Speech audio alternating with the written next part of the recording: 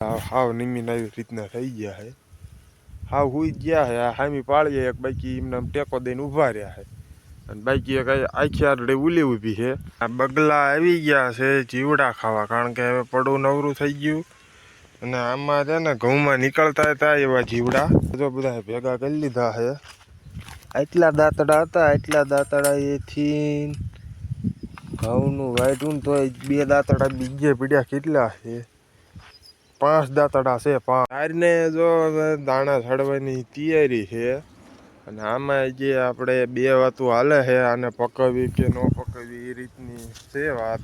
જય માતાજી મિત્રો, આપણા એક નવા વ્લોગ વિડીયોની અંદર તમારું ફરીથી સ્વાગત છે. અને આપણે સવારમાં વાડીએ આવીને વ્લોગનું સ્ટાર્ટિંગ કર્યું છે. આપણે અત્યારે આવ્યા આવી ઘઉં વાઢવા, તો આ ઘઉં રહ્યા ને એ આપણે વાઢવાના છે અને આપણે એક આઢળી રહીને એક આઢળી કમ્પ્લીટ વઢે ગઈ છે. આ ઉપરલી હતી ને એ વાઢે છે અને બાકીની છે આ બાકી છે. આ આઢળીનો વારો છે અને આ જો ભૂંદણાની બધું ભાંગી લખેલું હતું ને એ કાલ માન કરીને ખૂટવાડ્યું છે. હવે એમાંથી જરાક થોડુંક સારું આમાં આવશે અને ઈથી સારી એટલી આઢળી છે, કારણ કે એટલી આઢળીમાં આપણે રાય કે એવું કંઈ હતું નહીં. બીજું રાય ખાલી આ વચલી આઢળીમાં હતી અને આ ઉપલી આઢળીમાં હતી. એટલે આ ઉપલી કમ્પ્લીટ વાઢી નાખી છે. હવે ખાલી આ એક અત્યારે આજ આ વઢાશે અને ઓલામાં કદાચ આપણે જાવી અને બાકી જો આ બધું ઉંદરડા એ ખોદકામ કરી નાખ્યું છે. આ બધું અત્યારે જડે જા ઉંદરડાના દર છે અને કંઈક આ રીતને બધી ધૂળ કાઢીને ઢગલા કરી નાખ્યા છે. દરે દર જ છે, નકર આ પાળીએ અહીંયા જુઓ અને અહીંયા બધી આવ ખોદીને ધૂળ કાઢીને આમ પાણી હાલે એવું રવા નથી દીધું. અમે 2 દી પછી વાદને કાઢી નાખ્યું ને પછી બધું પાવડેથી ને કેરો આખો લેવલ કરીને પછી એમાં પાણી હાલશે. ત્યાં લગીને એમાં નહીં પાણી હાલે. એટલે આ કેટલી જગ્યાએ દર છે અને આ વાડે રહી ને પછી આપણે આ ખડનું કામ લેવાનું થશે. આ બેડેલો રહ્યો ને આ બધો વાઢવો જોઈશે. વાઢે ને એ બધો બહાર નાખવાનો છે.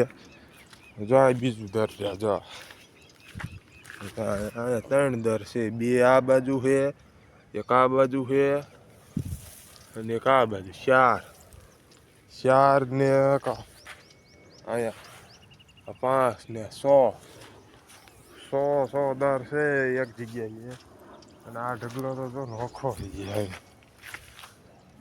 અહીંયા છે આ દર એટલું ઓલું કરી નાખ્યું છે, પણ એમાં વાઢ નાખ્યું ને પછી આ પાવડેથી બધા લેવલ કરીને પૂરી દઈશું એટલે વાંધો નહીં. હવે આમાં રચકો બે ભેગું છે ને એટલે ઉંદરડા એ કાપે છે.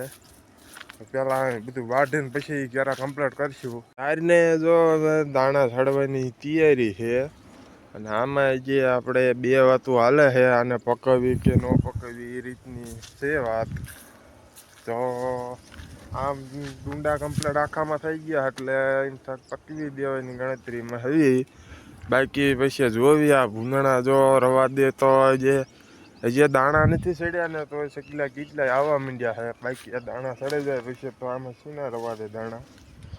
એટલે આ ઘઉં વાઢી લેવી ત્યાં લગીને જોવી, પછી આની કંઈક પાકું નિદાન કરીને જોઈશું કે આને પકાવી કે નહીં. નકર બાકી ડુંડા જો આખામાં કમ્પ્લીટ થઈ ગયા છે. હવે આને એક પાણી પાવ ને એટલે કમ્પ્લીટ દાણા સડી જાય એ રીતની જાહેર થઈ ગઈ છે. પણ હવે 2 દિવસ જોવી, 2 દિવસ આ ઘઉંને એ બધું કમ્પ્લીટ આ રે ને આ કમ્પ્લીટ વઢે જાય ને પછી જોવી કે આને પકવી કે નહીં એ રીતની ગણતરી કરશું. અત્યારે પેલા ઘઉં મિત્રો બીજી આઢળી કમ્પ્લીટ વઢે ગઈ છે. એ નીચેની એક આઢળી રહે છે, એમાં 2 કેરા ટૂંકા હતા એ વચ્ચે વઢી ગયા છે. હવે ખાલી હા રહ્યા જો જાહેર અડી રહ્યા ને સાઈડના ઘેરા એ 2 વાઢ નાખ્યા છે. હવે આ ટૂંકા રહ્યા એ હાનના 3-4 વાઢશું અને બીજા બધા સવારે વઢાશે. હાનના ક્યાં લગીને વઢાય ખબર નહીં. અત્યારે થઈ ગયો છે તડકો 12:30 જેવો ટાઈમ, 12:30-1 જેવો ટાઈમ થઈ ગયો છે અને પવન એ માપે છે. સટને બટ બધું પરસેવાનું પલ્લી ગયું છે અને આ આપણે એટલો એક રીછે બગડેલો, કારણ કે જો આમાં આવ્યું ને બધું કૂતેલાની સાઈડમાં છે આ બધા કૂટેલા છે અને એટલા ઘઉં ઊભા રહ્યા એમાં, કારણ કે આમાં કાંઈ વઢાય એવું રહ્યું નથી. તો જો આવા ઢગલા કર્યા છે, આ લેવી કે પછી ખડમાં વ્યા જાય એવી રીતના અમુક કૂટેલાનું બિયારણ થાય. જો આ સાઈડમાં નાખી દીધા છે અને આ રાય કમ્પ્લેટ ઉકે છે. આ સાંયા પડે ને એ જો આ થોડી ઉપર લીલી રહે છે. બાકી આપણે આમ સાંજની સાઈડ જો પડે ને તડકે એ બધી કમ્પ્લેટ ઉકે ને કમ્પ્લેટ થઈ જાય. 2 દી જાય છે ને કે ખેરે એવી થઈ જશે. તો અમે ઘઉંનું કામ અત્યારે પૂરું કરવી, ખાઈ પીને આવીને 4 થી 5 વાગે વાઢવાના છે. ત્યાં લગીને આરામમાં 4 થી 5 વાગે 2 થી 3 કેરા વાઢશું. ક્યાં વઢાય એટલા વઢાય, બાકીના બીજા બધે સવારે વાઢે. ઘઉંનું કામકાજ આપણે થઈ ગયું પૂરું, જો કમ્પ્લેટ બધા ઘઉં વઢાઈ ગયા છે. હવે 2 દી ખાલી તપવા દેવાના બાકી રહ્યા છે. ફરતા જો વાઢ લઈએ કમ્પ્લેટ.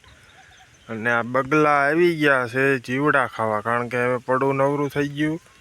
અને આમાં છે ને ઘઉંમાં નીકળતા હતા એવા જીવડા, એટલે બધા વીણીને ખાય છે. અને આપણું કામ પૂરું થઈ ગયું. દાંતડા જો બધા ભેગા કરી લીધા છે. એટલા દાંતડા હતા, એટલા દાંતડા એથી ઘઉંનું વાઢું તો 2 દાંતડા બીજે પીડ્યા. કેટલા છે? 5 દાંતડા છે. 5 દાંતડેથી ને આપણે આ બધું ઘઉં બધું કમ્પ્લીટ વઢાણું.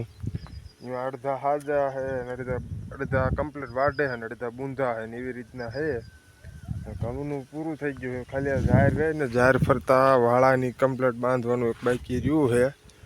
વાળા બાંધવાના, કારણ કે ઝાર આપણે પકવવા રાખવાની છે. એટલે વાળાની બાંધી એટલે ભૂંદના રોજડા કાંઈ આવે નહીં. આપણે જો આ ઘઉંમાં થોડુંક નુકસાન આવી ગયું છે.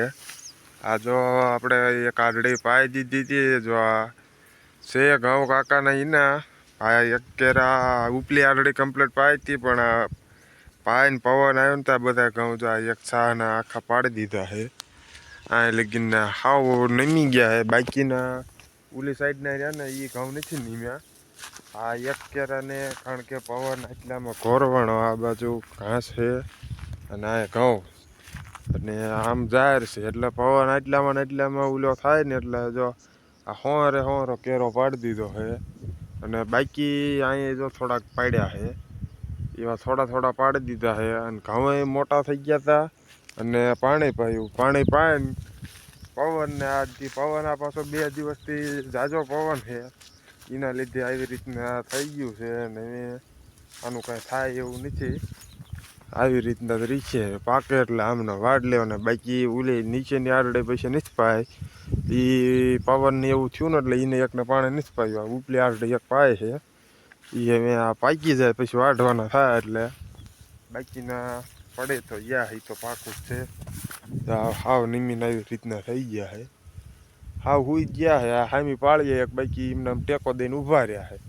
અને બાકી એક આખી આરડે ઊભી છે, કારણ કે એ આપણે પાય નીચે આ ઉપલો ભાગે પાઈ દીધો હતો.